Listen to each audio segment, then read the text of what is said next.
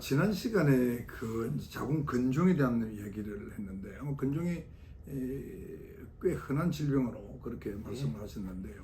자궁 근종에 대해서 좀 자세히 말씀 좀 해주시죠. 예, 그 모형을 좀 빌려서 예. 얘기를 할까요? 예. 이제 이게 우리 산부인과에 방문하시면 늘 나오는 책상에 산부인과에서 여기 책상에 있는 뭐다. 여기서 요게 이제 자궁이라는 장기인데 흔히들 애기집이라고 하면 더 이해가 가시겠죠. 그리고 옆에 나팔과 난소가 붙어가 있고 이렇게 질, 성관계 할 때 이제 아기가 나오는 질이라고 합니다. 그래서 자궁 입구와 자궁 체부라고 하는데 이 자궁의 벽은 근육세포라고 되어 있습니다. 이게 이제 우리 팔 근육처럼 수위적으로 움직일 수 있는 근육은 아니나 나중에 분만할 때 딱딱해지고 아기를 밀어내 주듯이 근육으로 만들어져 있는데 근육세포 하나가 종양이 되는 거를 근종이라고 합니다. 여기 보이시는 하얀 부분이 근종이거든요. 이렇게 이제 근종은 워낙 흔해서 여자분들 한 두세 분 중에 한 분은 다 가지고 있습니다. 하지만 네, 그만큼 흔한 질환이지만 그게 이제 얼마나 커지고 얼마나 많고 어떤 증상을 유발하느냐에 따라서 치료적 대상이 되기도 하고 관찰하는 대상이 되기도 하고 그렇습니다. 그 정도로 흔한 질환입니다. 전 세계적으로. 네. 그러면 저게 악성화되는 경우는 뭐 몇 프로 있습니까? 예, 보통 이제 악성화로 전환되는 경우보다는 처음부터 다른 악성의 육종이라고 하는 아주 비슷한 병이 있는데 위치나 모양이나 사실은 수술 후에 구분이 되는 경우도 실제적으로 많습니다. 하지만 육종이라고 하는 이제 악성 근종이 어떤 비교되는 악성 종양인데요. 물론 이제 이 근종의 악성화는 빈도는 1% 미만, 뭐 0. 몇 프로 이렇게 얘기를 해서 상당히 드문 경우라고 생각을 합니다. 그렇다면은 네. 그러니까 제가 뭐 전문가는 아닙니다만 말씀드려봤서는 근종이 악성화하기보다는 그 악성 종양이 같이 더불어서 있는 그걸 방금 뭐라고 그랬어요? 육종, 자궁 육종이라고 합니다. 육종이 우리 영어로는 sarcoma라고. sarcoma죠. 예. sarcoma. sarcoma라고 그러니까 그게 같이 붙어서 있을 경우가 있겠네요. 예, 이제 같이 공존이라기보다 처음에 혹이 생겼는데 근종이라고 생각하고 두고 봤는데 알고 보니 수술하고 나니 육종이었다. 이제 그런 경우가 많다고 봐야죠. 저 sarcoma는 상당히 좀 그 악성이 심하지 않아요? 예, 그 발견이 좀 전이 늦어서. 같은 거 하거나 이러지 않아요? 맞습니다. 공격성이 좀 심한 그 악성 종양 타입이라 발견도 늦기도 하고요. 근종하고 이제 비교가 되기 때문에 발견하거나 수술한 이유가 늦어지다 보니 이미 전이나 이렇게 된 경우가 좀 많다고. 그거는 굉장히 발생률은 굉장히 적겠습니다. 예, 아주 드문 질환입니다. 드문 아주 드물지만 좀 발견이 됐을 때는 좀 이렇게 상당히 좀 곤란한 경우가 그렇죠. 많습니다. 네. 그럼 그거는 떼내고 난 뒤에 그 소위 케모테라피, 항암 치료 이런 거 해야 됩니다. 예, 당연히 해야 되는데 그래서 이제 산부인과 의사들이 근종이 발견됐을 때 관찰하거나 수술을 권유하는 이유 중에 하나가 그런 가능성이 의심이 될 때 또는 양상이 일반적이지 않을 때 수술을 권유하는 이유가 되기도 합니다. 그러니까 그렇지만 않으면 좀 더 관찰하면서 이제 예, 보는 거죠. 그렇습니다. 그러니까 네, 근종이 어느 정도 커도 뭐 악성화하거나 이 경우 드문. 예, 보통 증상이 별로 없다면 어느 정도 크기까지는 주기적으로 관찰하면서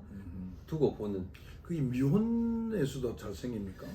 예, 특히나 요즘은 결혼이 늦기 때문에 이제 미혼 여성들이 아주 많은 부분을 차지하고 얼마 전에 전 앞 시간에 말씀 주셨던 그 환자분도 학업을 하시는 분도 30 중반이죠, 내가 기억에는. 예, 후반 정도 30 됐고 후반 됐고. 예, 물론 미혼이시다 보니 또 해외에서 공부하시던 분이 이제 병원 방문 좀 늦으셨던 아버지 걱정 많이 하더라고요. 예, 하여튼 뭐 굉장히 그 덕분에 제가 저 감사 인사를 잘 드렸는데 그 다행입니다. 마요마를 예방하거나 네. 그런 어떤 방법은 혹시 있습니까?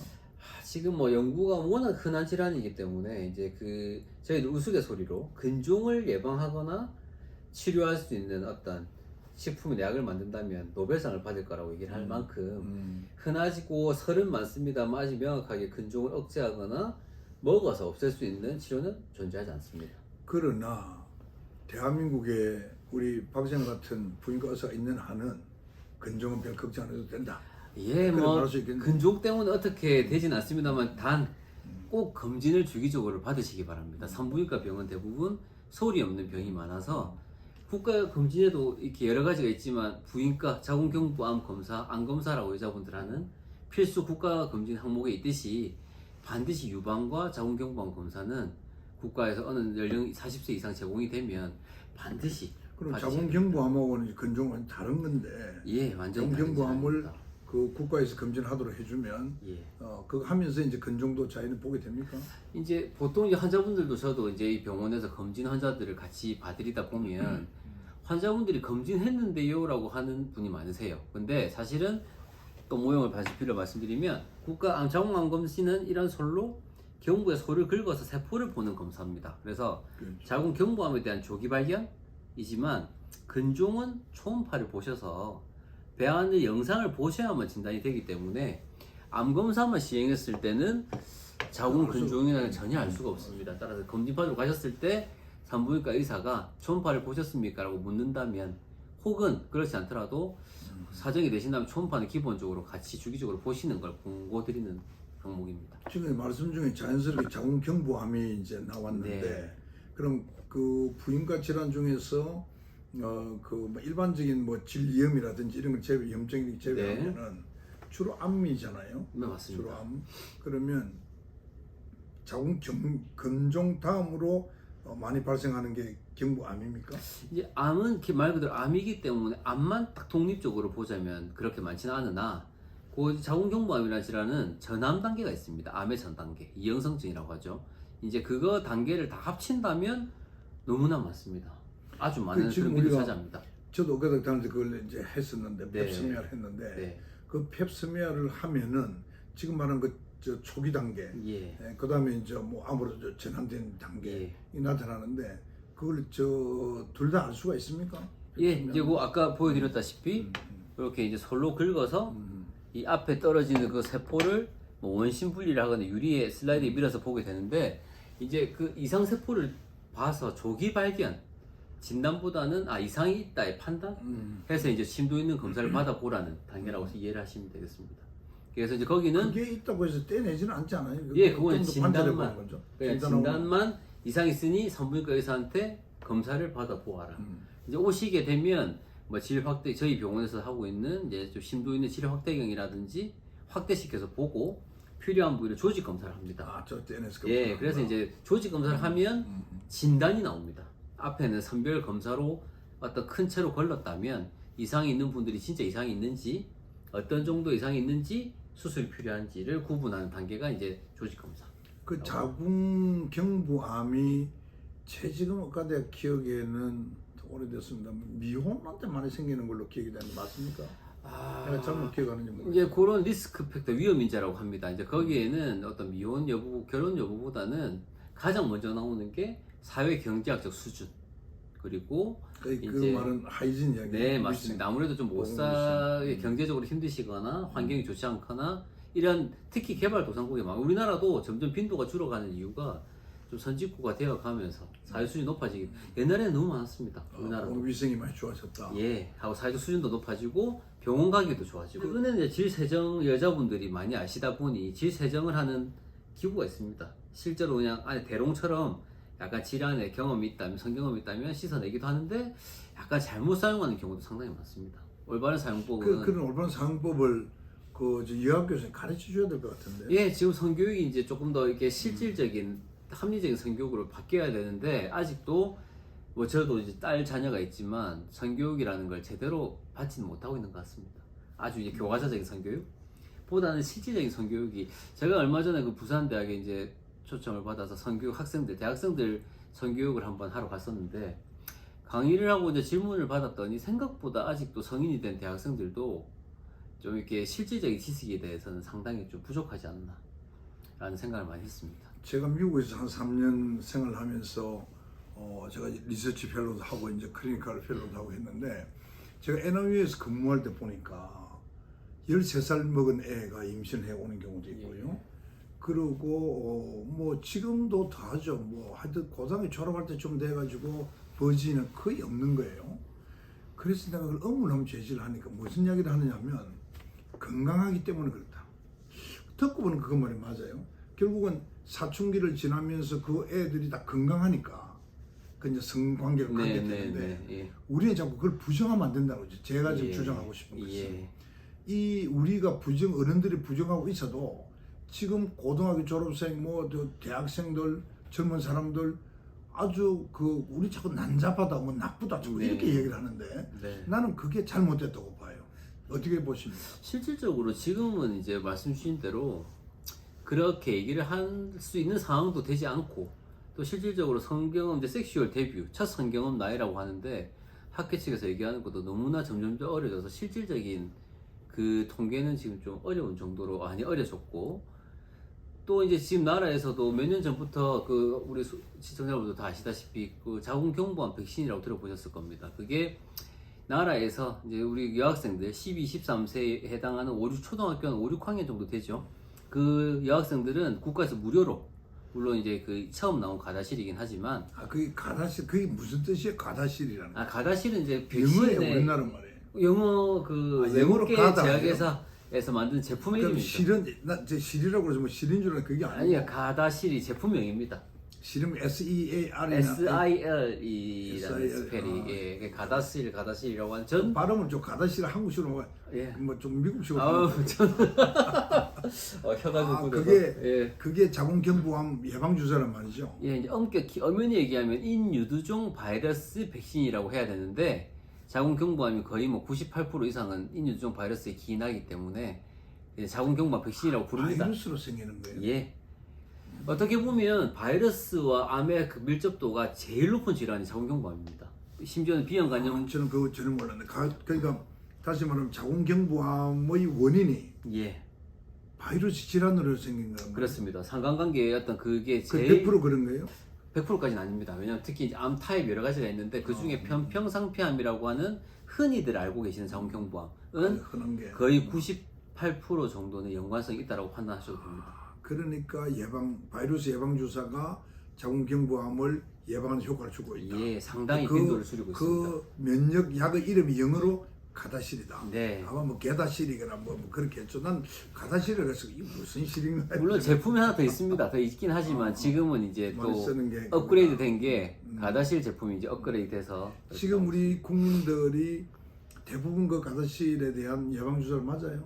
예, 지금 초등학교 아까 말씀드렸듯이 12살, 13살은 국가에서 무료로 제공해서 12살 때 그걸 예, 넣구나. 무료로 맞게 이제 아직도 물어보시고 모르는 분이 드물게 있는데 홍보가 잘 돼서 요즘은 이제 초등학교 다니는 여학생들은 대부분 다 맞는다고 보시면 됩니다. 그 시청자 여러분께서도 알고 계신지 모르겠습니다만 저도 의사 출신인데 오늘 이 말씀 처음 제가 듣는데요.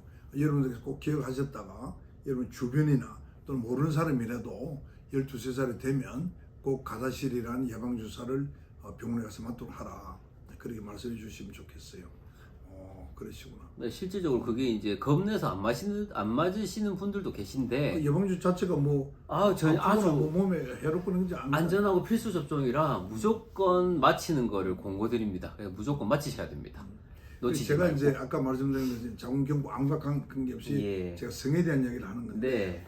그러니까 초등학생인지 빠른지 모르겠습니다만 중학생 정도 되면 자유의 행위가 뭔지 이게 정말 인체 얼마나 해로운지 뭐 해롭지 않은지 또 성병이 어떤 것들이 있는지 이것을 보호하기 위해서 남자의 경우에는 콘돔을 꼭 써야 된다든지 네. 또 임신이 잘 못 되면 저도 미국에서 몇 번 봤습니다만 한 평생은 여성이 그 상처를 입잖아요. 그럴 수 있습니다. 남자는 상처를 안 입지만 그래 되니까 예. 그 여성들을 잘 가르쳐서 상대가 콘돔을 쓰지 않을 경우에는 절대 성관계를 하면 안 된다.